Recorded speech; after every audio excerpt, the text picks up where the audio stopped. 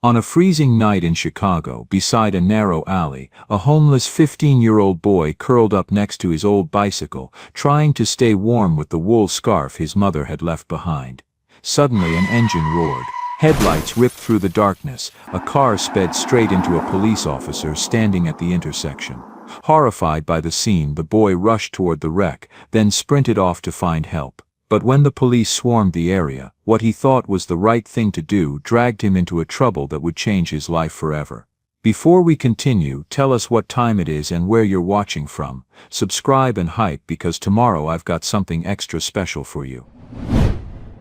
The autumn wind cut through Chicago's State Street like a blade, carrying with it the metallic scent of rain and exhaust fumes. It was past 9 on a Thursday evening, and the sidewalks had emptied out except for the occasional cluster of people hurrying toward the L station, collars turned up against the cold. Noah sat on the curb near the corner of State and Monroe, his small frame hunched over the front wheel of his bicycle. The bike was old, paint chipped down to bare metal in places, the seat held on with duct tape, but it was his.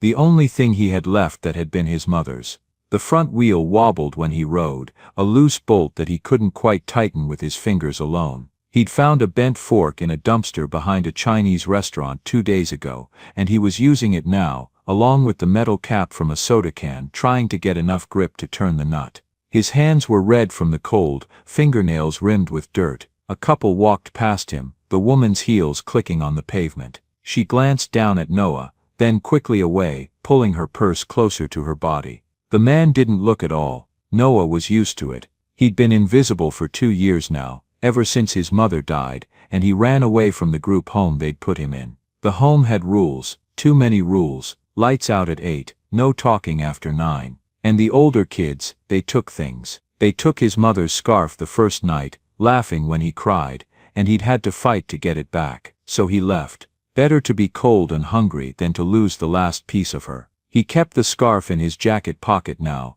wrapped carefully in a plastic bag to keep it dry. Red wool, hand-knitted, still holding the faintest smell of her lavender soap. When the nights got too cold or too lonely, he would take it out and hold it against his face. "I'm still trying, Mom," he whispered to it sometimes.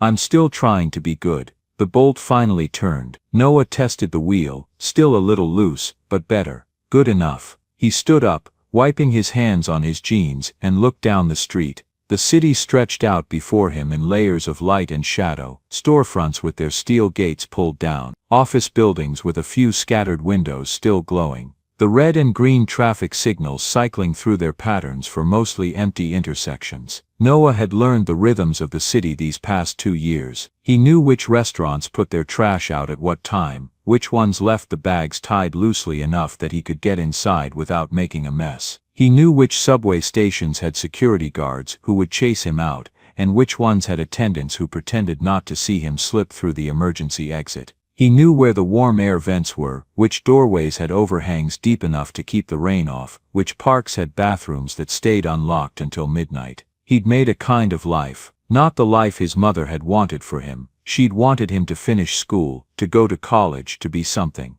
But it was survival, and survival was something. His stomach growled. He'd had half a bagel that morning, found in a bag outside a coffee shop, and nothing since. There was a diner on Wabash that sometimes left day-old sandwiches by the back door, wrapped in paper. If he timed it right, he could get there before the other street kids found them. He climbed onto his bike, testing the wheel one more time. It held. He pushed off, pedaling slowly down State Street, weaving around the few pedestrians still out. The temperature was dropping. Noah could see his breath now, small clouds that disappeared as soon as they formed. His jacket was too thin, a donation box find from last spring, and he hadn't been able to get winter clothes yet. The shelters had them sometimes, but you had to wait in line for hours, and they always asked questions. Questions about where you were from, where your parents were, why you weren't in school. Noah had learned not to answer questions. He turned onto Monroe, heading west. The streets were quieter here, the buildings darker. Most of the businesses had closed hours ago. A few stragglers from the bars stumbled past, loud and unsteady. Noah kept his distance. The night stretched on. He rode aimlessly for a while, not ready to find a place to sleep yet. Sleep meant vulnerability. Sleep meant waking up to someone trying to take your stuff, or a cop shaking you awake and telling you to move along, or worse, being hauled back to a group home. So he rode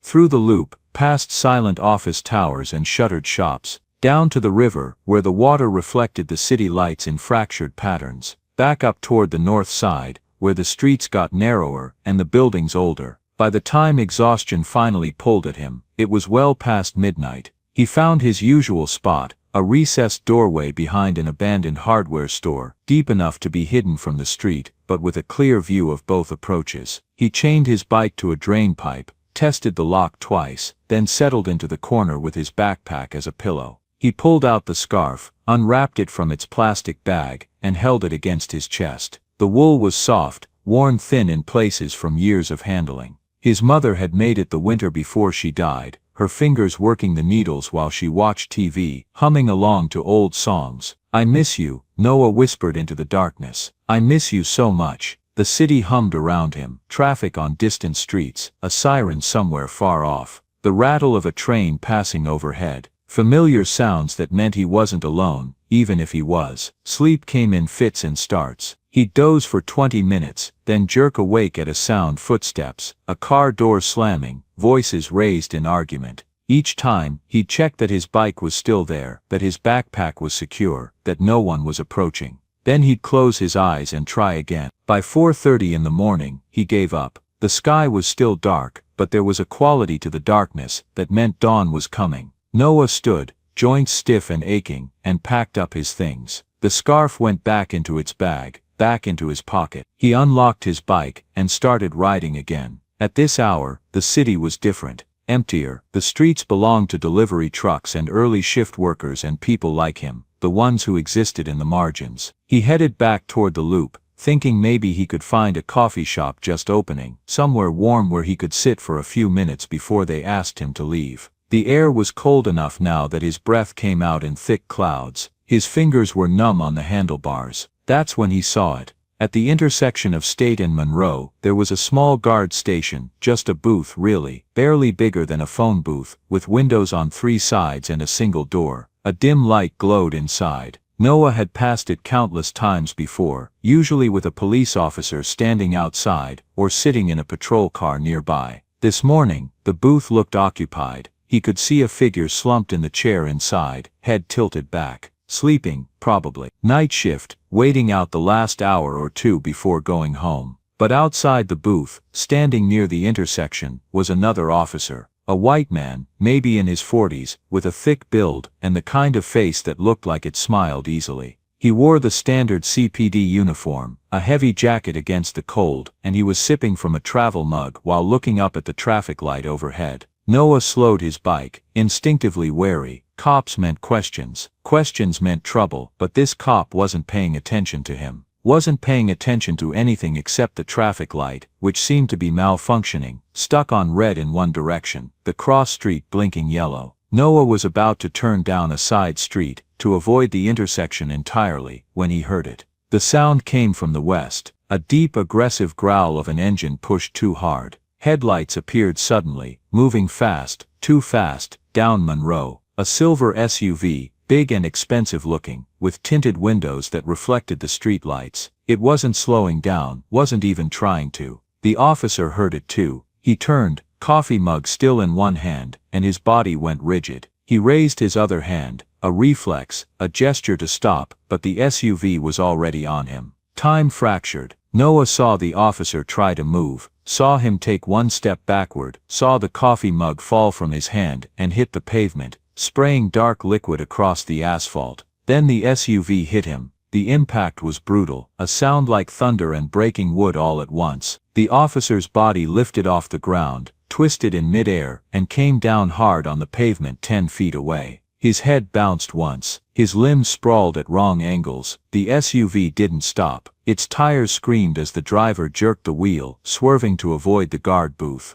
For one terrible moment, Noah thought it was going to hit him too. He was frozen on his bike, too shocked to move, but the SUV corrected, accelerated, and roared off down State Street. Its taillights disappeared into the pre-dawn darkness. Silence, complete, suffocating silence. Noah's heart hammered against his ribs. His hands were locked on the handlebars, knuckles white. He couldn't breathe, couldn't think, couldn't process what he'd just seen. The officer lay in the middle of the intersection, motionless. One of his shoes had come off. His jacket was torn, and beneath him, spreading slowly across the pavement, was a dark pool that looked black in the dim light, but Noah knew was red. Blood, so much blood. Noah looked around wildly. The streets were empty, no cars, no pedestrians, no witnesses, just him and the dying man, and the officer asleep in the booth who hadn't heard anything. Every instinct screamed at him to leave, to get on his bike and ride away as fast as he could, to pretend he'd never been here, never seen anything. Because he knew, God, he knew, what would happen if he stayed. A homeless kid, a white cop, blood everywhere. They'd blame him. They always blamed people like him. But the officer wasn't moving, and the blood was spreading, and there was no one else. Noah heard his mother's voice, clear as if she were standing right beside him. You don't get to choose how the world sees you, baby. You only get to choose who you are. His hands were shaking as he let the bike clatter to the ground. His legs felt weak as he ran into the intersection, sneakers slapping against the cold pavement. Up close, it was worse. So much worse. The officer's face was gray, his breathing shallow and wet sounding. Blood poured from a gash on his side, just above his hip, pulsing out with each heartbeat. His eyes were half open, unfocused, staring at nothing. Hey, Noah said, his voice cracking. Hey, can you hear me? No response, just that terrible rattling breath. Noah's mind raced. He didn't know first aid, didn't know how to help, but he knew that blood needed to be stopped, that pressure was important, that you had to. The scarf. His hands fumbled into his pocket, pulling out the plastic bag with trembling fingers. He unwrapped the red wool, his mother's scarf, the last thing he had of her. He pressed it against the wound, and pushed down hard. The officer's body jerked. A groan escaped his lips, low and pained. I'm sorry, Noah whispered, pressing harder. The wool soaked through almost immediately, turning from bright red to dark crimson. I'm sorry, but I have to stop the bleeding. Just hold on, please just hold on. The officer's eyes found Noah's face. For a moment they seemed to focus. His lips moved, but no sound came out. Don't try to talk, Noah said. Save your strength. Help is coming. But help wasn't coming. No one knew what had happened, no one except Noah. He looked up at the guard booth. The other officer was still slumped in the chair, head back, completely oblivious. Noah kept one hand pressed tight on the wound, and used his other to wave at the booth. Hey, he shouted. Hey, wake up, nothing. Help. Noah screamed, his voice breaking. Officer down, help. Still nothing. The booth's windows were probably soundproof, or the officer inside was sleeping too deeply. Or, Noah couldn't leave. If he took his hand off the wound, the officer would die. He could feel it, the way the blood pulsed against his palm, the way the man's breathing was getting shallower. Come on, Noah begged, looking down at the officer's pale face. Don't die, please don't die. I didn't come this far to watch you die. The officer's hand twitched, moved slightly, and then, with what seemed like enormous effort, wrapped weakly around Noah's wrist. Not gripping, just touching. Acknowledging. Noah's eyes burned with tears. That's right, you're still here, you're still fighting, so keep fighting, okay, just a little longer. He looked around desperately. Dawn was starting to break now, the sky turning from black to deep blue. Soon people would start appearing. Early commuters, delivery drivers, someone who could call for help, but soon might be too late. Noah made a decision. He took the scarf, now completely soaked through, and tied it as tight as he could around the officer's torso, creating a makeshift bandage. The officer groaned again, body tensing, but Noah didn't stop. He tied it off with a knot, pulled it tighter, tied it again. I have to go get help, Noah said, looking down at the man's ashen face. I have to wake up your partner. I'll be right back. I swear to God, I'll be right back. Just hold on. He stood, his hands slick with blood, and ran to the guard booth. He pounded on the door with both fists. Wake up, officer down, your partner is hurt. Inside the figure stirred, slowly, too slowly. Noah pounded harder, screaming now, wake up, he's dying, wake up. The officer inside finally jerked awake. A woman Noah could see now, with short blonde hair and a confused expression. She looked at Noah through the glass, at his bloody hands, and her confusion turned to alarm. She grabbed her radio and threw open the door. What happened? What, your partner?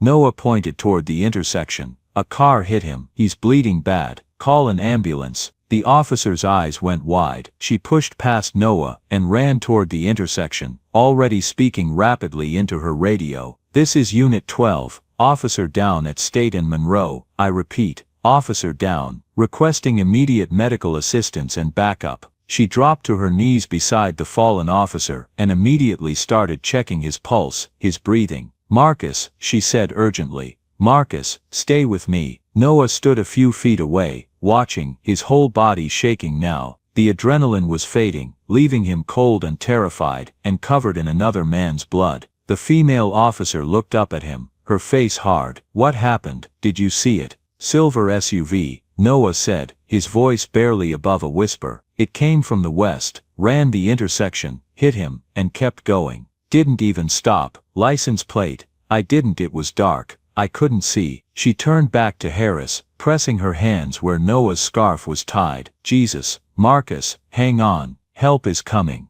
I tried to stop the bleeding, Noah said. I used my scarf. She glanced at the blood-soaked fabric, then at Noah. Her expression was unreadable. You did this? He nodded. How long ago? Maybe 5 minutes. I don't know. It happened so fast. Sirens wailed in the distance, growing louder. Officer Miller kept her hands on the wound, her jaw tight. Come on, Marcus. Stay with me. Ambulance is coming. You hear that? Help is coming. Noah took a step backward, then another. His bike was still lying in the street where he dropped it. He should get it. He should leave before more cops showed up, before they started asking questions he couldn't answer, before. Don't move, Miller said sharply, not looking at him. You're a witness. You need to stay. Noah froze. Within minutes, the intersection was flooded with light and sound. 2 patrol cars screeched to a stop, officers jumping out. An ambulance followed seconds later, paramedics rushing forward with equipment. Noah stood off to the side, hugging himself, trying to make himself small, trying to be invisible again, but he couldn't be, not now, not with Harris's blood all over his hands and his mother's scarf tied around a dying man's chest. One of the newly arrived officers, older gray-haired, with hard eyes, approached Noah. His nameplate read Doyle. You, he said. You saw what happened. Noah nodded. What's your name?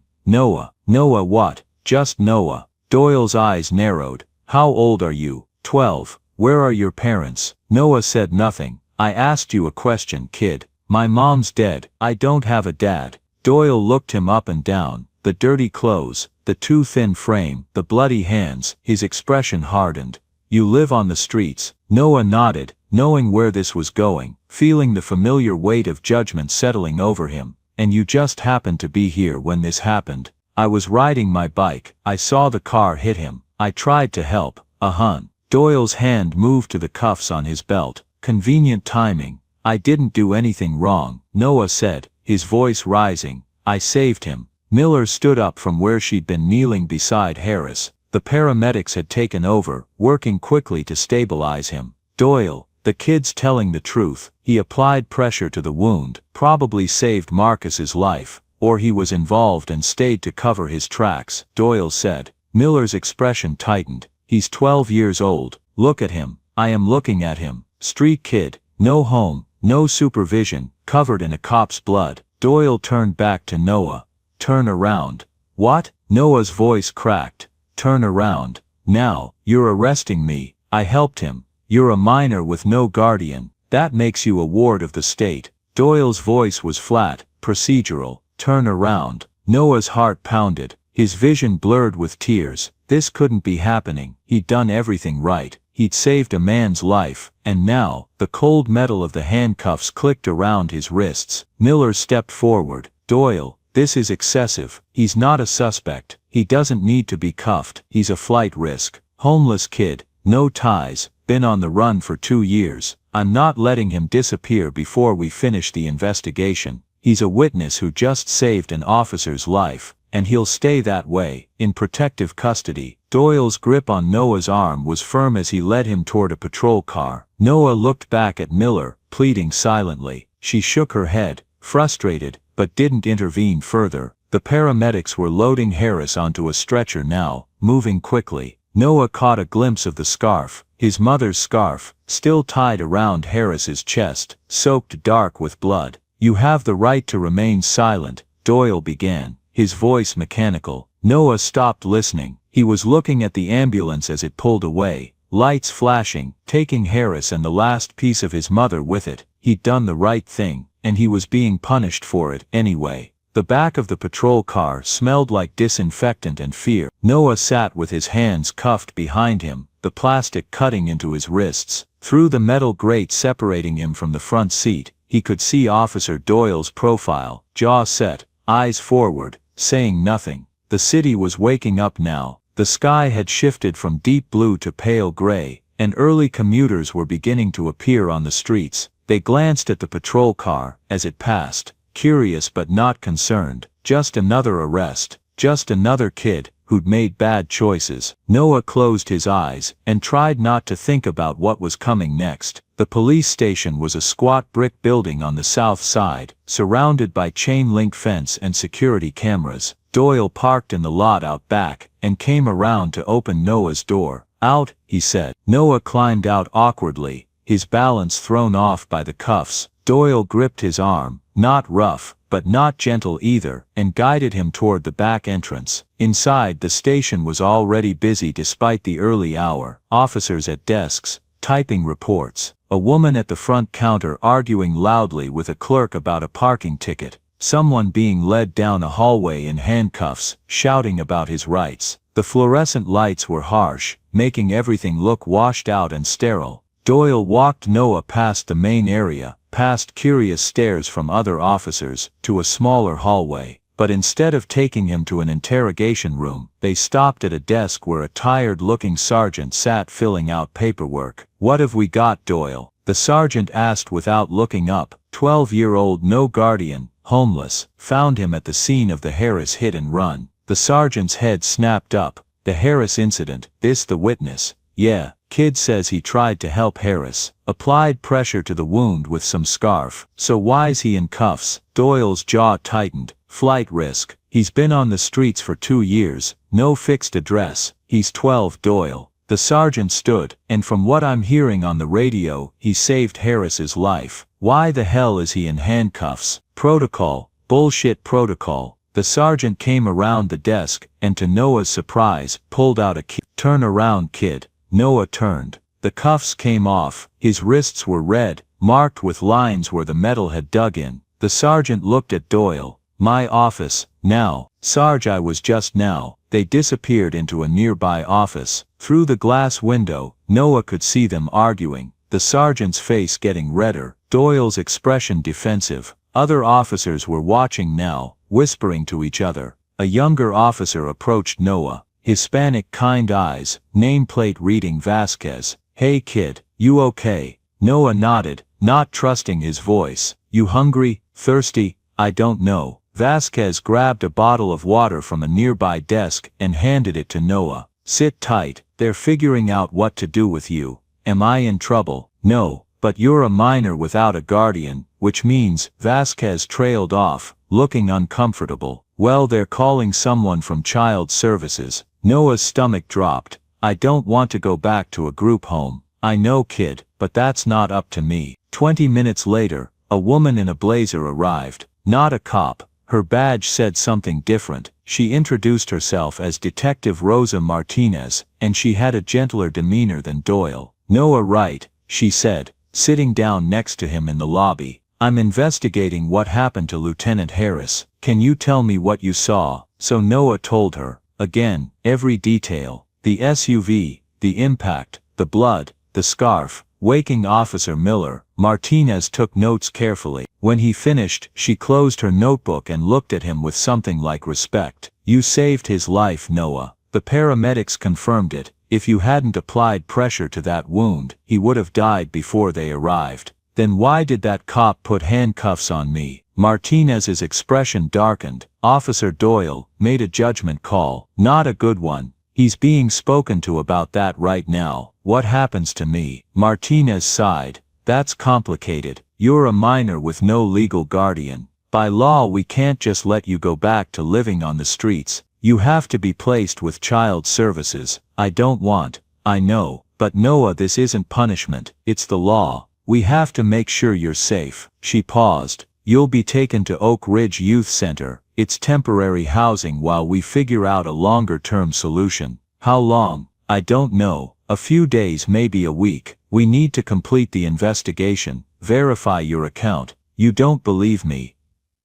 I do, but there are procedures. We need to pull surveillance footage, document everything, wait for Lieutenant Harris to... She stopped. We need to follow protocol. Is he going to die? He's in surgery now. It's serious, but the doctors are hopeful. You gave him a fighting chance, Noah. Another person arrived. A woman from DCFS, Department of Children and Family Services, clipboard in hand, looking harried. She barely glanced at Noah before starting to fill out forms. Legal name, Noah. Last name, Hayes. Date of birth. Noah told her. She wrote it down mechanically, asking more questions. Medical history, allergies, prior placements. Noah answered numbly, watching through the window as the sergeant continued to chew out Doyle in the office. Finally, Martinez put a hand on Noah's shoulder. I'm going to drive you to Oak Ridge myself, and Noah, I'm going to check on you. This isn't the end of the story. What about my scarf? My mom's scarf. It's evidence right now. It's with Lieutenant Harris at the hospital. Once the investigation is complete, you'll get it back. When?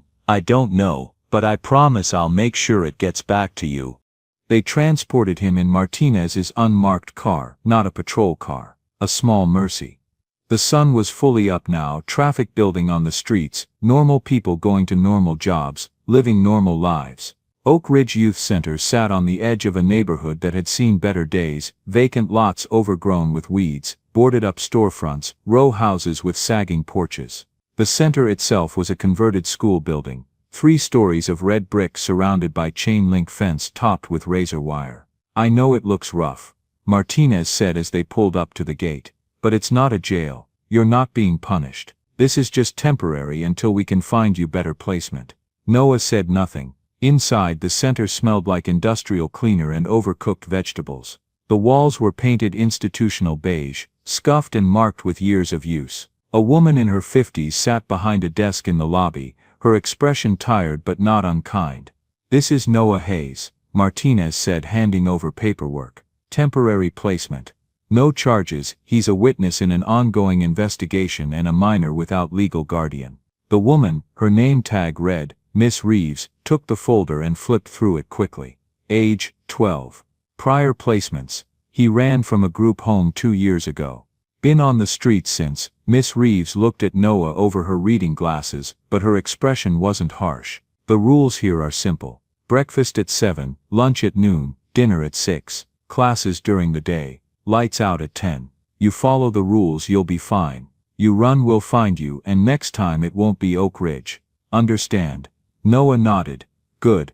She stood. Detective, I've got it from here. Martinez crouched down to Noah's level. I meant what I said. I'll check on you. And I'm going to fight to get you out of here as soon as possible. Okay? Noah nodded again, not trusting his voice. Then Martinez was gone, and Noah was following Miss Reeves down a long hallway lined with doors. Through the walls he could hear voices, kids talking, arguing, laughing. The sounds of life compressed into tight quarters. They stopped at a room marked D7. Miss Reeves unlocked it and pushed the door open. 4 to a room, she said. Bathroom down the hall. Your roommates are at classes right now. They'll be back in an hour. She pointed to an empty bed near the window. That one's yours. She handed him a folded set of clothes, gray sweatpants and a white t-shirt. Change into these. Leave your old clothes in the bag by the door. Someone will wash them. Noah took the clothes. They smelled like detergent and felt stiff. Can I keep my jacket? After we check it for contraband. If it's clean, you can have it back tomorrow. After she left, Noah changed slowly, peeling off the jeans and hoodie that had been his uniform for 2 years. The blood from Harris had soaked through in places, staining the fabric dark brown. He bundled them into the bag as instructed. The room was sparse, 4 beds, 4 small dressers, 1 window with bars on it. The walls were covered in marks and scratches, evidence of previous occupants. Someone had carved "fuck this place" into the windowsill. Noah sat on his assigned bed and stared at the floor. The mattress was thin but better than concrete. The pillow actually had a pillowcase. By any objective measure, this was better than sleeping in doorways. But it didn't feel better. It felt like a cage. He thought about Harris, in surgery somewhere, thought about his scarf, covered in blood, thought about Doyle, who'd looked at him and seen a criminal instead of a kid trying to help, thought about his mother, and what she'd think of where he'd ended up.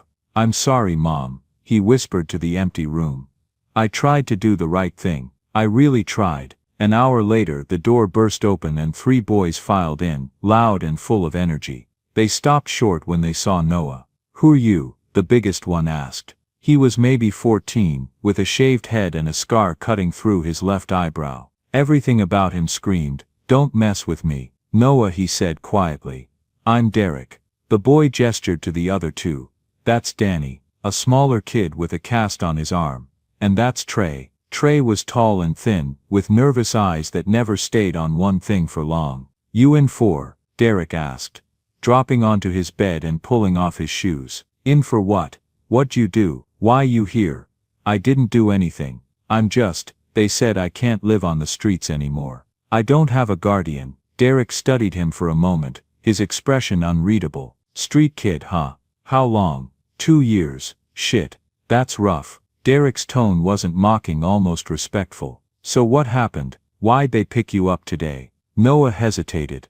"There was an accident. A cop got hit by a car. I tried to help him." "A cop?" Derek's eyebrows rose. "You helped a cop and they still locked you up?" "They said it's not about that. It's because I don't have anywhere to go." Danny spoke up, his voice soft. "I heard something on the news this morning. About a cop getting hit downtown. That was you." Noah nodded. "They said someone tried to save him. That he might not make it." Noah's stomach clenched. "Did they say anything else?" "Just that they're looking for the car that hit him." Derek leaned back against his pillow, arms behind his head. "Well, you're not going anywhere for a while, so you might as well get comfortable. Here's how it works. I'm in charge of this room. You want things to go smooth, you follow my lead." "Got it." Noah had been through this before. Every group home, every shelter had a Derek. Someone who'd learned that the only power they had was over people weaker than them. "I don't want problems," Noah said carefully. "Smart." Derek's smile wasn't entirely unfriendly. "Then we'll get along fine." That first night, Noah lay awake long after lights out, listening to the sounds of the facility. Doors slamming in distant hallways, someone crying in another room, the rattle of the heating vents. Outside, sirens wailed past, a reminder that the city was still out there, still moving, still indifferent. He thought about Harris, wondered if the man was still alive, still fighting, wondered if the doctors had managed to save him, if the surgery had been successful. He thought about his scarf, covered in Harris's blood, probably sitting in an evidence locker, or maybe still with Harris at the hospital. He thought about the SUV driver, whoever they were, still out there, free. While Noah was here, the injustice of it burned in his chest, but he didn't cry. He'd learned long ago that tears didn't change anything. The next morning started with a bell, loud, jarring, dragging Noah from a fitful sleep at exactly 7 a.m. The other boys groaned and rolled out of bed. Derek was first to the door. "Move it, new kid," he said. "Last one to breakfast doesn't eat." The cafeteria was a large room filled with long tables, and the smell of powdered eggs and burnt toast. Noah got in line behind Danny, who gave him a small sympathetic smile. "Don't let Derek get to you," Danny whispered. "He acts tough, but he's not that bad once you figure him out. I've met guys like him before." "Yeah, what'd you do?" "Stayed out of their way." They got their trays, watery scrambled eggs, 2 pieces of toast, an apple that looked 3 days old, and sat at a table near the back. Derek and Trey took seats across from them. So Derek said, biting into his toast, "You gonna eat that apple?" Noah pushed it across the table without a word. It wasn't worth fighting over. Derek took it, but his expression was different from what Noah expected. Not triumphant, almost sad. "Thanks," he said quietly. After breakfast, Noah was taken to an office for assessment. A bored-looking woman asked him questions about his education. What grade had he completed? Could he read? Could he do basic math? Noah answered honestly. He'd finished 5th grade before his mother died, hadn't been to school since. "We'll start you in remedial classes," the woman said, making notes. "Basic literacy and numeracy. If you do well, we can move you up." The classes were held in a room that smelled like old textbooks and desperation. A tired teacher handed out worksheets and sat at the front scrolling through her phone, while the kids worked, or didn't work. Most just stared at the papers, or doodled in the margins. Noah tried to focus on the math problems, but his mind kept drifting. To Harris. To the blood.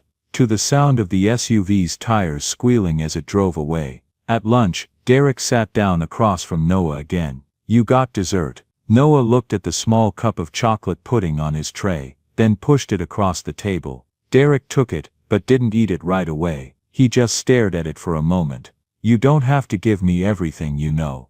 I'm not gonna beat you up if you say no." "Then why do you ask?" "Because," Derek trailed off, looking uncomfortable. "Because if I don't, someone else will, and they won't ask nice." Noah didn't know what to say to that. "My little brother loved chocolate pudding," Derek said suddenly, his voice low. "Before he got sick, before." He stopped, jaw clenched. Danny, sitting next to Noah, spoke quietly. "Derek's brother died last year. Cancer. He was 8. Derek shot Danny a look, but didn't contradict him. "I'm sorry," Noah said. "Yeah, well." Derek finally opened the pudding, took a bite.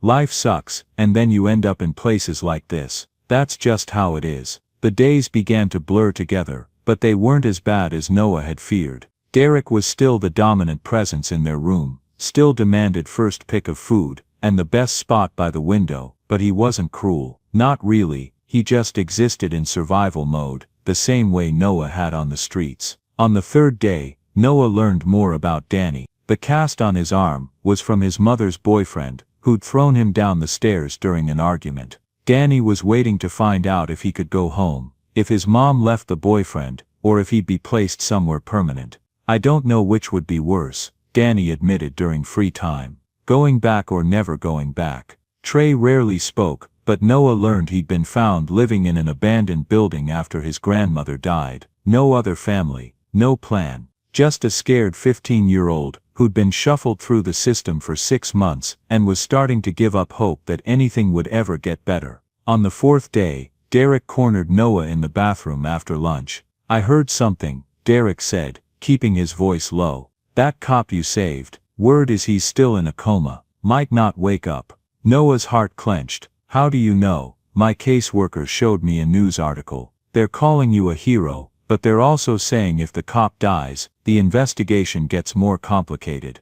Derek paused. "I'm not trying to scare you, just thought you should know." "Thanks," Noah said quietly. Derek nodded and left. It was the first genuinely kind thing he'd done. On the 6th day, Detective Martinez came to visit. Noah was called out of class and taken to a small office where Martinez sat waiting. She looked tired, dark circles under her eyes, her blazer wrinkled. "How are you holding up?" she asked, as Noah sat down. He shrugged. "Noah, I need to tell you something. Internal Affairs is investigating Officer Doyle for how he handled your arrest." "What's Internal Affairs?" "They're like police for police. They investigate when officers do something wrong." Martinez leaned forward. "What Doyle did, handcuffing you, treating you like a suspect when you were clearly a witness and a hero, that violated protocol. He's been placed on administrative leave pending investigation." Noah didn't know how to feel about that. "Is he in trouble?" "Yes, significant trouble. And Noah, I want to apologize on behalf of the department. You saved a police officer's life, and instead of being treated with gratitude and respect, you were treated like a criminal. That was wrong. It's okay." "No, it's not, but I'm trying to make it right." She pulled out a folder. "I have an update on Lieutenant Harris. He's still in critical condition, but he's stable. The surgery went well. The doctors say the next few weeks are crucial, but they're cautiously optimistic." The relief that flooded through Noah was almost painful. He's going to be okay. It looks that way. But Noah, he's still unconscious. The doctors induced a coma to let his body heal. They're not sure when he'll wake up, so he can't tell them what happened. Not yet, which means the investigation is taking longer. We enhanced the surveillance footage from the intersection, got a better look at the SUV. It's a 2018 Cadillac Escalade, silver, with tinted windows and custom chrome rims. We're running that against vehicle registrations. Have you found it? Not yet, but we're close. She paused. The problem is, we need Harris's testimony to officially close your case, to formally clear you and get you out of here. How long? I don't know. The doctors say it could be days or weeks before he regains consciousness. I'm sorry, Noah. I know this isn't fair. Noah felt tears burning, but forced them back. Can I have my scarf back? It's still with Lieutenant Harris. The doctors said it stayed on him through surgery. They were afraid removing it might cause more bleeding. When he wakes up, when he's stable, you'll get it back. I promise. After she left, Noah was taken back to his room. Derek was there, lying on his bed, staring at the ceiling. Bad news? Derek asked. The cop's still unconscious, could be weeks before he wakes up. So you're stuck here? Yeah. Derek was quiet for a moment.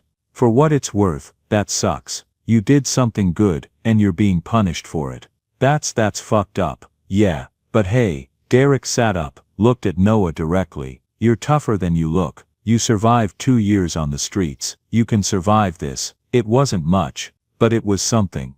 The second week was harder. The reality of being stuck in Oak Ridge, of not knowing when he'd get out, started to wear on Noah. He went through the motions: breakfast, classes, lunch, more classes, dinner, free time, lights out, but his mind was elsewhere. He thought about Harris constantly, wondered if the man was dreaming, if he was fighting to wake up, if he even knew that Noah was waiting for him. He thought about the streets, about his freedom, about the bike that had probably been thrown away by now. He thought about his mother, about how disappointed she'd be to see him here. Derek noticed. On the 10th day, he sat down next to Noah during free time. You're gonna make yourself sick, thinking all the time like that, Derek said. I can't help it. Yeah, you can. You just I don't know, find something to do, something to focus on besides waiting. Like what? Derek shrugged. I draw, helps me not think about my brother. He pulled out a small sketchbook from under his mattress. Contraband, probably, but the staff looked the other way.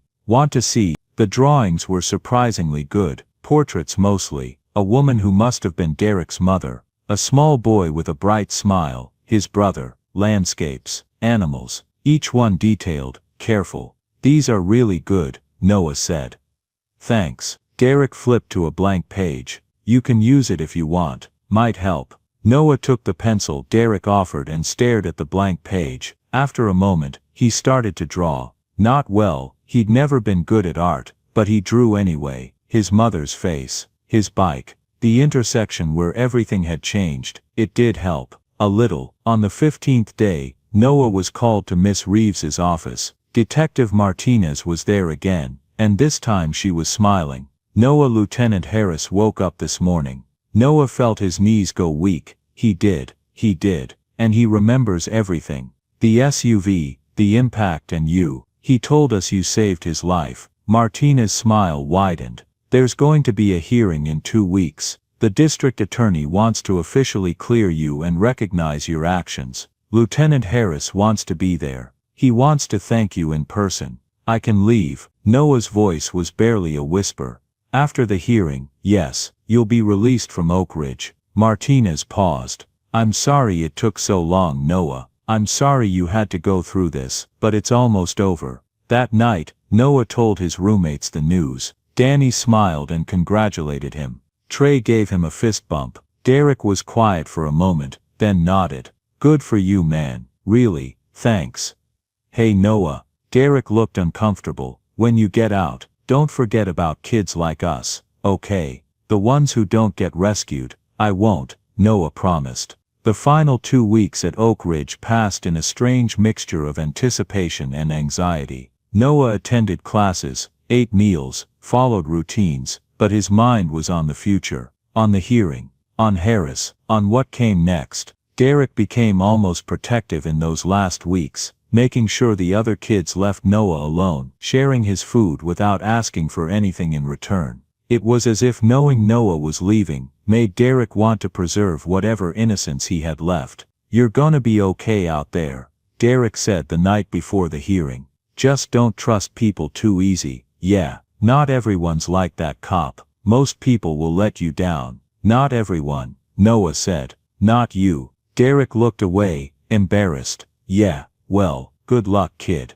The next morning, Detective Martinez picked Noah up early. As they walked out of Oak Ridge, Noah looked back once. Derek was watching from their window, hand raised in farewell. Noah waved back. Then he was leaving, hopefully forever. Detective Martinez drove Noah to the Andersons' house first, the foster family where he'd be staying temporarily. She'd brought him clothes for the hearing, khaki pants, a button-down shirt, shoes that actually fit. Carol Anderson helped him get ready, fussing over his hair and making sure his collar was straight. "You look very handsome," she said, smiling. "Are you nervous?" "Yeah. That's normal, but remember you didn't do anything wrong. You're a hero." Noah didn't feel like a hero. He felt like a kid who'd gotten very lucky.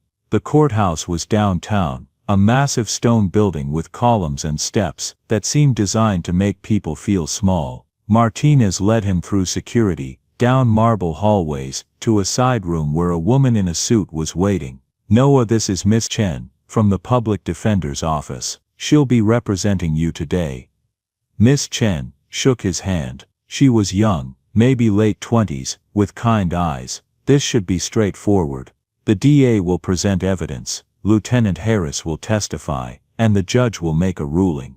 You probably won't even need to speak unless the judge asks you direct questions." "Okay, okay," Noah said quietly. They entered the courtroom through a side door. Noah had never been in a courtroom before. It was smaller than he'd imagined from TV, practical, with rows of wooden benches and a judge's bench at the front, but every seat was filled.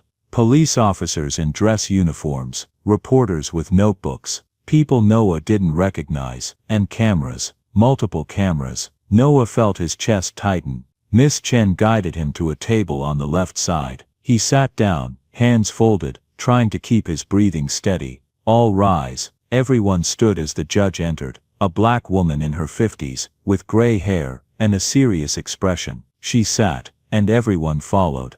"Court is now in session," the bailiff announced. "The Honorable Judge Patricia Williams presiding."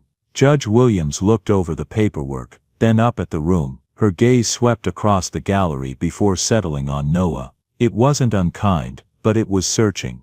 "We're here today regarding the incident that occurred on October 14th at approximately 5:47 a.m. at the intersection of State and Monroe," she began. "The people are represented by Assistant District Attorney Michael Torres. The minor Noah Hayes is represented by the Public Defender's Office." She paused. "Mr. Torres, proceed." The DA stood, a man in his 40s, balding professional. "Thank you, Your Honor. The people wish to present evidence that conclusively demonstrates Noah Hayes was not involved in the vehicular assault on Lieutenant Marcus Harris. Furthermore, we wish to establish that Mr. Hayes acted with extraordinary courage to save Lieutenant Harris's life." He approached the bench with documents. "These are witness statements, forensic analysis, and surveillance footage." Judge Williams reviewed the papers in silence. Noah kept his eyes down, focused on a scratch in the table. After several minutes, Judge Williams looked up. "Mr. Torres, walk me through the timeline." Torres moved to a laptop. At approximately 5:47 a.m. on October 14th, Lieutenant Harris was on duty at the intersection of State and Monroe. His partner, Officer Sarah Miller, was in the guard station. Surveillance footage shows a silver Cadillac Escalade approaching at high speed. The lights dimmed, a screen descended. The footage began to play. It was grainy, black and white, shot from a traffic camera. Noah could see the intersection from above, empty streets, the guard station, and a figure that was Harris, standing near the crosswalk. Then the SUV entered the frame. Even knowing what was coming, it was terrible to watch. The SUV didn't slow. Harris turned, raised his hand. The impact, Harris's body lifted, spun, crashed to the pavement. The SUV swerved and disappeared. For several seconds, nothing. Then a smaller figure appeared on a bicycle. Noah. He dropped the bike and ran into the intersection, kneeling beside Harris. The angle was too far to see details, but the timeline was clear. Noah pressing something against Harris's side. Noah running to the guard station. Noah pounding on the door. The video stopped. The lights came up. The courtroom was silent. Judge Williams's expression had shifted slightly, and Mr. Hayes's account matches the footage exactly, Your Honor, Torres said. He witnessed the assault, immediately rendered aid using his personal scarf, then alerted Officer Miller. Status of the vehicle search. We've identified and located the vehicle, a 2018 Cadillac Escalade, registered to a Michael Brennan of Naperville. Mr. Brennan was arrested 3 days ago, and has been charged with vehicular assault, DUI, and leaving the scene of an accident. He's awaiting trial. Judge Williams made a note, and Lieutenant Harris. Torres glanced toward the back. He's here, Your Honor. If the court permits, he'd like to testify. Judge Williams nodded. Call him. The bailiff opened the rear door. There was a collective intake of breath. Lieutenant Harris was in a wheelchair, pushed by a nurse. He looked pale, thinner than Noah remembered, but his eyes were clear. His left arm was in a cast. An IV line ran from his hand to a bag on the wheelchair. The nurse wheeled him to the witness stand. Harris gripped the armrests, and with visible effort, pushed himself to standing. The nurse reached out, but he waved her off. I can stand, he said, voice rough but determined.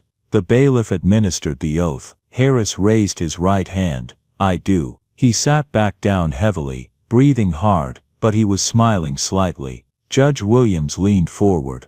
Lieutenant Harris, how are you feeling? Like I got hit by a truck, Your Honor. But I'm alive. A few people in the gallery chuckled softly. Mr. Torres approached. Lieutenant Harris, can you tell us what you remember from October 14th? Harris nodded slowly. I was on shift with Officer Miller. We were covering the intersection at State and Monroe. Traffic signal was malfunctioning. It was around 5:30, maybe 5:40, still dark. Streets were empty. What happened? I stepped out to check the signal box. Miller was in the booth. I heard an engine, loud, moving fast. I turned and saw headlights, silver SUV, big. It wasn't slowing down. Harris paused, his jaw tight. I tried to move, wasn't fast enough. It hit my left side. I remember the impact, then the ground. Everything went white. What do you remember after? Pain. Couldn't breathe right, couldn't move. I remember thinking this was it. I was going to die alone in an empty intersection while my partner slept 50 feet away. His voice dropped. Then someone was there, kneeling next to me. I couldn't see clearly, but I felt pressure on my side. Someone pressing down hard. It hurt, but I knew they were trying to stop the bleeding. Did you see who it was? Harris looked directly at Noah. Not then, but I heard his voice. Young, scared. He kept saying, hold on, just hold on. Help is coming. Over and over. And you learned later who had helped you.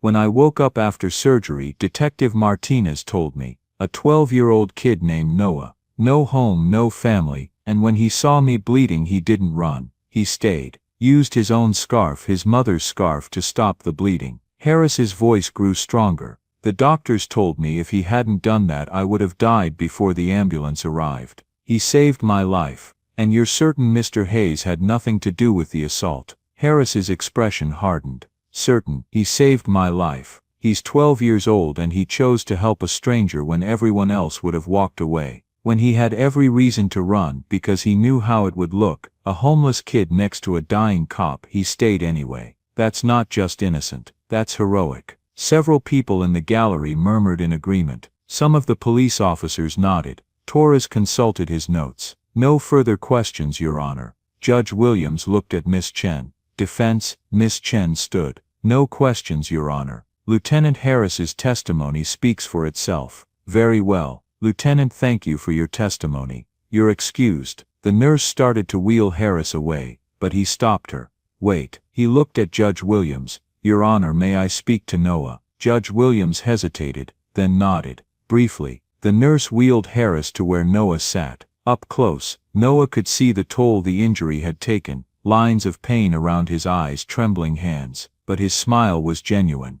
"Hi, Noah," Harris said softly. Noah's throat was too tight to speak. He managed a nod. "I wanted to thank you, in person. You saved my life, kid." Harris reached out with his good hand. After a moment Noah took it. The grip was weak but warm. "I heard what happened after. How Doyle treated you. How you spent 3 weeks in Oak Ridge waiting for me to wake up. That was wrong. You deserved better." "You're okay," Noah whispered. "That's what matters." "No, you matter too. Don't ever forget that." Harris squeezed his hand. "Whatever happens next, wherever you end up, remember this: you're a hero. Not because someone gave you a medal, but because when it counted you did the right thing. That's who you are." Noah felt tears sliding down his cheeks. The nurse wheeled Harris toward the exit. As he passed, several officers stood and saluted. Harris nodded to them, then disappeared through the door. Judge Williams cleared her throat, bringing the room back to order. "Mr. Torres, does the state have any further evidence?"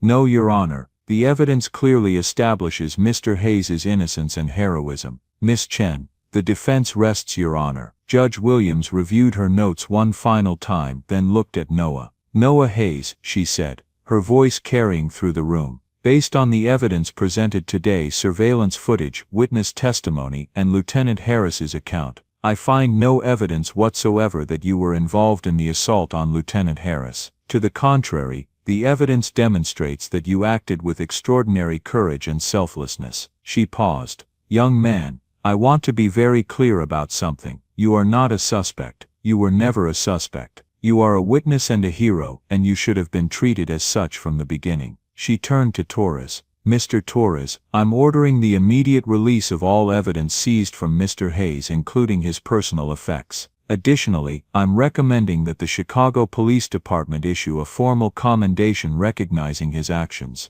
She looked back at Noah. "Mr. Hayes, I understand you've been in temporary housing for 3 weeks while awaiting this hearing. I'm ordering your immediate release from Oak Ridge Youth Center. Detective Martinez will work with Child Services to find you appropriate placement." Her expression softened slightly. "I also want to note for the record that the handling of your case by certain members of the Chicago Police Department was deeply inappropriate. Officer Doyle's decision to handcuff you and treat you as a suspect rather than a witness was not only wrong, it was a violation of department policy. Internal Affairs is investigating, and I trust appropriate action will be taken." She paused. "The system failed you, Noah. I hope we can do better going forward." She struck her gavel. "This hearing is concluded." The courtroom erupted. Reporters shouting questions. People standing, applauding. Camera flashes going off like lightning. But Noah sat frozen, trying to process it. He was free. Officially completely free. Miss Chen put a hand on his shoulder. "Come on, let's get you out before this gets too crazy." But it was already too crazy. As soon as Noah stood, reporters surged forward.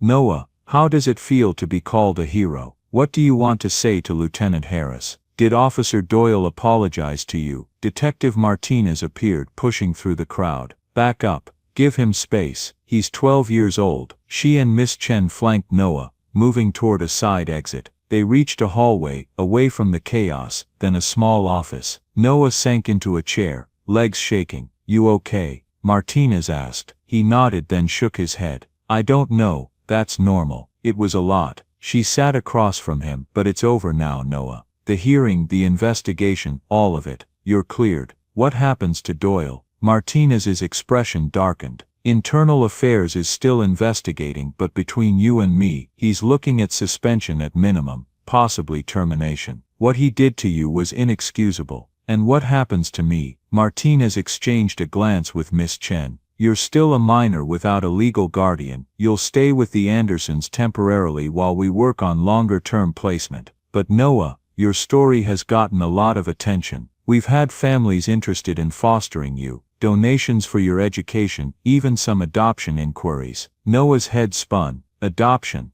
It's early for that," Miss Chen said quickly. "First priority is getting you stable and safe. The rest we can figure out later." There was a knock. A man in a suit entered. "Noah Hayes, I'm David Brennan, from the mayor's office." The mayor would like to meet you to personally thank you for your actions. Would that be all right? Noah looked at Martinez, who nodded encouragingly. Okay, Noah said quietly. The meeting with the mayor was brief but genuine. She thanked him, told him the city was proud, promised they'd help him find a good home. It felt surreal, the mayor of Chicago talking to him like he mattered. After Martinez drove Noah back to Oak Ridge one last time to collect his belongings. As they pulled up, Derek was visible in the window of their room, watching. When Noah came inside to pack his few things, Derek was waiting. So you're really getting out, Derek said. Yeah, good, you deserve it. Derek pulled something from under his mattress, the sketchbook. He tore out a page and handed it to Noah.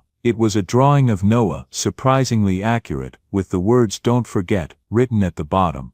I won't, Noah promised. And Derek, you're not going to be stuck here forever either. Something good will happen for you too. Derek's jaw tightened. Maybe, but probably not. He paused. Take care of yourself out there. They shook hands. Then Noah was leaving Oak Ridge, this time for good. Martinez drove him to the Andersons' house. Carol came out to greet them, warm and maternal. Welcome home, sweetheart, she said, though Noah barely knew her. Martinez handed Carol a folder. All his paperwork, medical records, school transcripts, what we have of them. And she pulled out a plastic-wrapped bundle. This is his. Noah unwrapped it. His mother's scarf, cleaned, pressed, returned. He held it to his face. The lavender smell was gone, replaced by hospital antiseptic and detergent, but it was still hers. Thank you, he whispered. Martinez smiled. You did good, Noah. Really good. I'll check on you in a few days. The next morning, Noah woke in a real bed for the first time in 3 weeks. Sunlight streamed through actual curtains.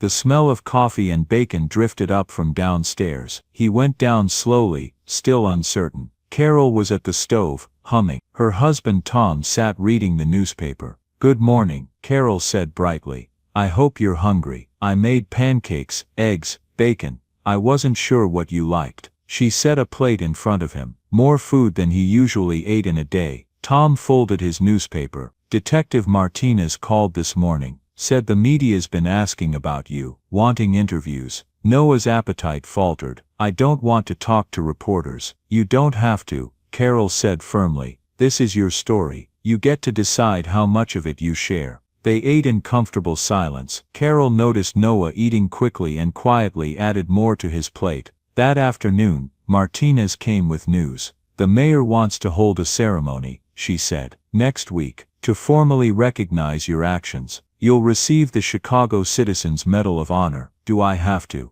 No, but I think you should. Martinez leaned forward. Your story is making people think, Noah, about homeless youth, about assumptions, about what courage really looks like. If you show up to that ceremony, you're giving a voice to every kid, like you, who's been invisible. I didn't do it to make a point. I know, but sometimes doing the right thing has ripples you can't predict. She showed him her phone, a news article about youth homelessness, sparked by his story. Donations to shelters have surged. City council members are proposing new legislation. The police department is reviewing how they interact with homeless minors. You started something. Noah read slowly. It talked about him, but also about the 3,000 homeless youth in Chicago. Kids like Derek and Danny and Trey. Kids like he'd been. What if I mess up? What if I say something wrong? You won't. Just be yourself. That's all anyone wants to see. The week passed in a strange blur. Noah settled into the Andersons' house. Breakfast, then school time, where Carol sat with him and helped him catch up on 2 years of missed education. She was patient, never making him feel stupid.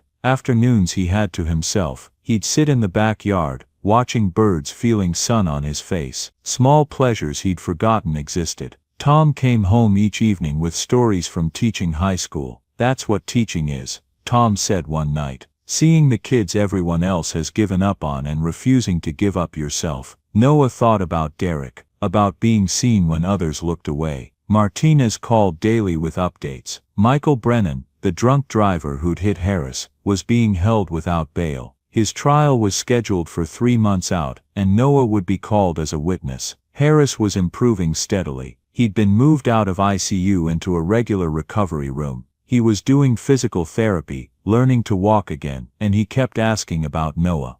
He really cares, Martinez said. That's not just gratitude. He genuinely wants to know how you're doing. On the 6th day Officer Miller visited. She looked different out of uniform, smaller, more vulnerable. I wanted to apologize, she said, as they sat in the Andersons' living room, for not being awake that morning, for not being there when Marcus needed me. If I'd been paying attention. It's not your fault, Noah interrupted. You were on a night shift. People get tired. You didn't know. Maybe. But I should have been more alert. She paused. And I should have stood up for you more strongly when Doyle arrested you. I knew it was wrong, but I didn't push back hard enough. You saved my partner's life, and I let you be treated like a criminal. I'm sorry. You tried, Noah said. That's more than most people did. Miller smiled sadly. Marcus wants to meet with you, after the ceremony. Would that be okay? Yeah, Noah said. I'd like that. The ceremony was held at City Hall in a large room with marble floors and chandeliers. Hundreds of people showed up.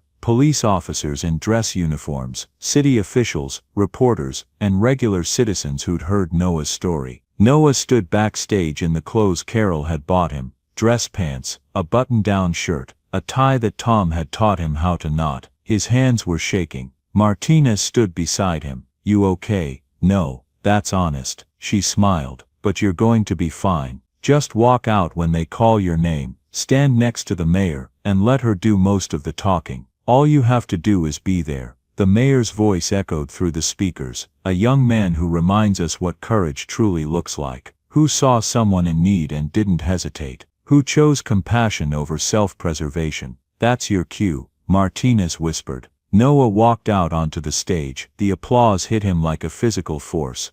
Hundreds of people standing clapping, some cheering. It was overwhelming. He saw Harris in the front row, still in a wheelchair but looking stronger than at the hearing. Next to him sat Carol and Tom Anderson. Behind them, Officer Miller. Even Officer Doyle was there, standing in the back, his expression unreadable. The mayor placed a medal around Noah's neck, heavy gold on a blue ribbon, engraved with the city seal. She shook his hand, then turned him to face the crowd. Noah Hayes, recipient of the Chicago Citizens Medal of Honor. The applause grew louder. Cameras flashed. The mayor leaned in and whispered, "Wave, they're here for you." Noah waved, awkward and uncertain. The crowd roared approval. After the ceremony there was a reception. People kept approaching, teachers who worked with homeless youth, social workers, advocating for better services, parents whose own children had lived on the streets. A woman whose son had died of an overdose, after years of homelessness, took Noah's hand in both of hers. "Thank you," she said through tears. "Thank you for reminding people that those kids matter, that they're worth saving."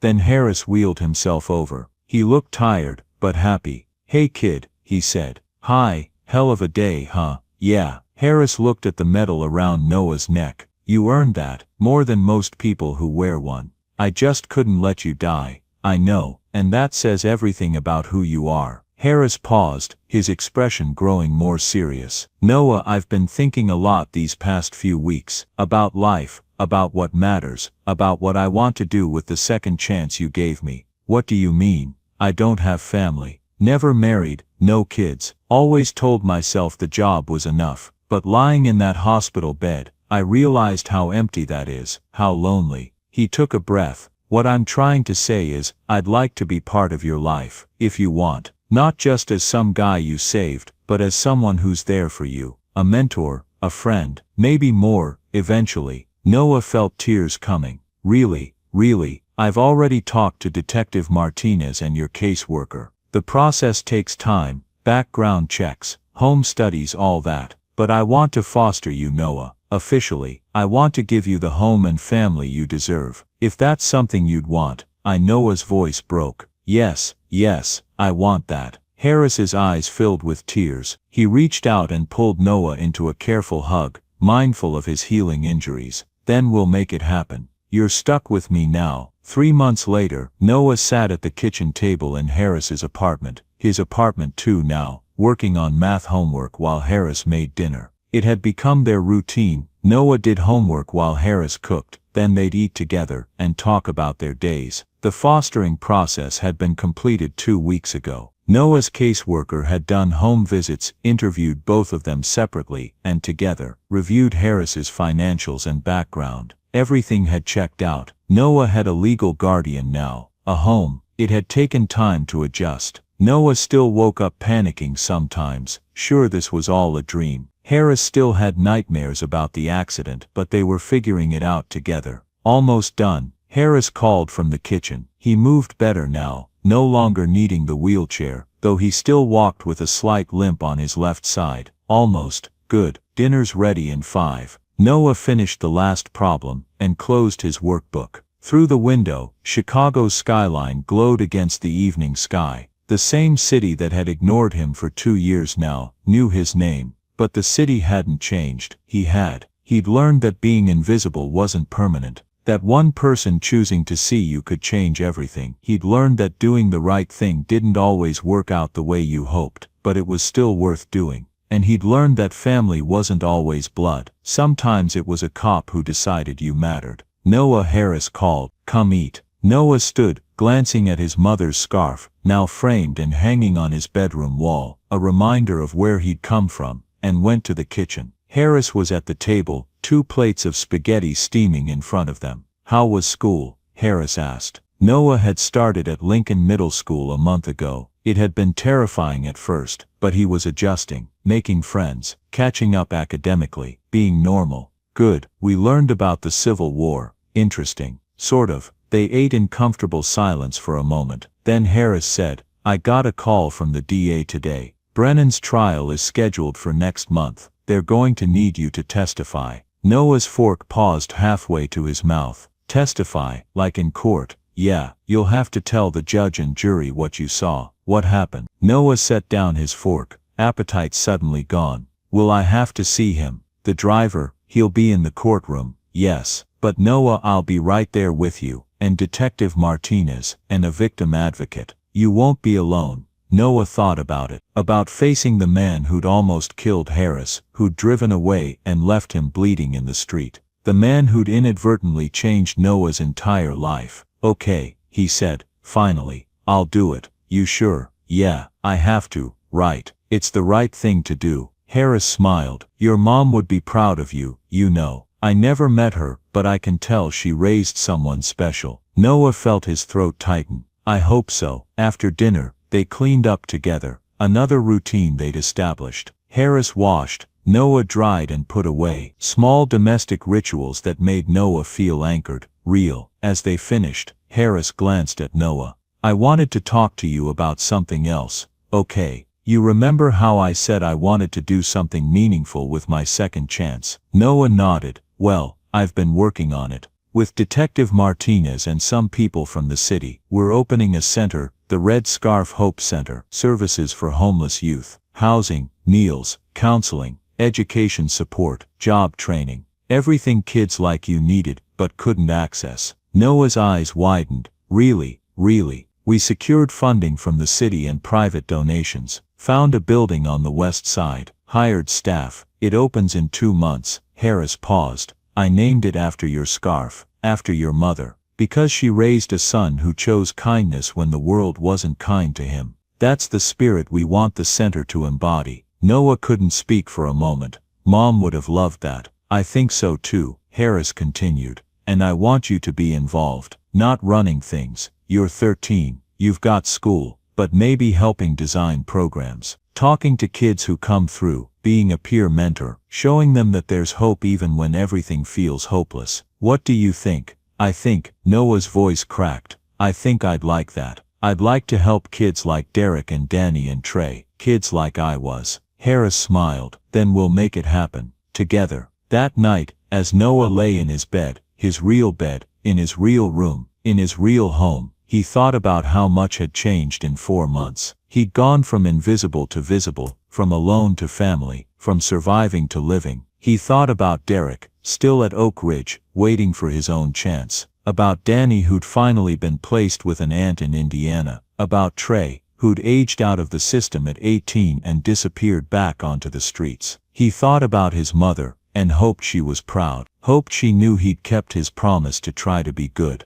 I made it, Mom. he whispered into the darkness. I'm okay now, I'm home. 1 year later, the Red Scarf Hope Center opened on a cold November day, exactly 1 year after Noah had saved Harris's life. The building was a renovated warehouse on the west side, with space for temporary housing, a commercial kitchen, classrooms, counseling offices, and a recreation area. Noah stood at the entrance as the ribbon-cutting ceremony began. Harris beside him, walking without a limp now, fully recovered. Detective Martinez, Officer Miller, the mayor, dozens of others who'd helped make it happen. But most importantly, there were kids there. Kids from the streets, from shelters, from situations like Noah's had been. Kids who needed someone to see them. As the mayor cut the ribbon and the crowd applauded, Noah felt his mother's scarf in his pocket. Not the original, which hung framed in the center's main hallway, under the words "Kindness saves lives," but a replica Carol Anderson had knitted for him. He carried it with him always, a reminder. Harris nudged him. Want to say a few words? Noah hadn't prepared anything, but he stepped up to the microphone anyway. The crowd quieted. 2 years ago, he said, his voice steady, I was invisible. Nobody saw me. Nobody cared what happened to me. I thought that was just how it was going to be forever. He paused, looking at Harris, who smiled encouragingly. But then something happened that changed everything. Not just for me, but for a lot of people. And I learned that being invisible isn't permanent. Sometimes all it takes is one person who sees you. One person who decides you matter. His voice grew stronger. This place, the Red Scarf Hope Center, is for all the invisible kids out there, to tell them they matter, that they're not alone, that someone sees them. And maybe, if we're lucky, they'll learn what I learned, that the best way to stop being invisible is to help someone else be seen. The applause was deafening. Noah stepped back, and Harris pulled him into a hug.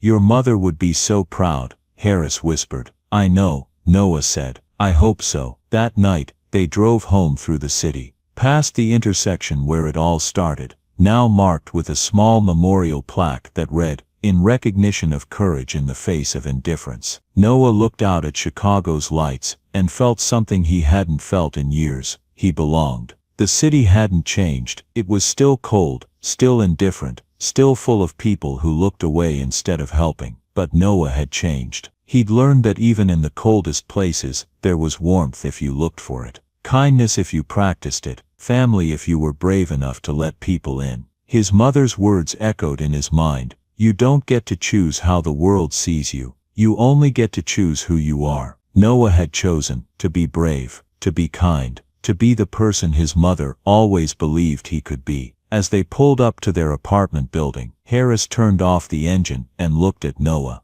Good day, he asked. Really good day. Proud of you, kid. Thanks, Dad. The word had slipped out naturally now, after months of living together. Harris's eyes crinkled with joy every time he heard it. I love you, son, Harris said. I love you too. They went inside, home to the life they'd built together. Two people who'd found each other in the worst circumstances and created something beautiful from pain. Outside, the city kept moving, kept breathing, kept living. But Noah wasn't invisible anymore. He was seen. He was loved. He was home. And that made all the difference. Join us to share meaningful stories by hitting the like and subscribe buttons. Don't forget to turn on the notification bell to start your day with profound lessons and heartfelt empathy.